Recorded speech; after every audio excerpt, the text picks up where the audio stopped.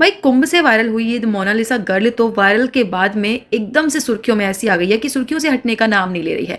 पर अभी तक जहां तक इन्होंने एक मुस्लिम लड़के से शादी कर ली थी फरमान से, तब तक उनकी एज को 18 प्लस दिखाया गया था, लेकिन अब डॉक्यूमेंट से एक बात साबित हो गई है कि वो 18 प्लस की है ही नहीं, वो 16 प्लस है। और अब यहाँ पे एक और चीज निकल के सामने आई है जहां खुद फरमान के फादर ने ये चीज बोली है कि हम तो फरमान से बात तक नहीं कर रहे हैं क्योंकि उसने दूसरे धर्म में शादी की है, उसने हमारी नाक कटवा दी है। अगर उसे शादी करनी ही थी तो किसी अपने ही धर्म की लड़की से करता। वेल आपको बता दें कि मोनालिसा ने शादी कर ली थी। इस शादी के बाद बहुत बखेड़ा हुआ, उन्होंने कहा कि अगर उनकी शादी नहीं हुई होती तो वो सुसाइड कर लेती।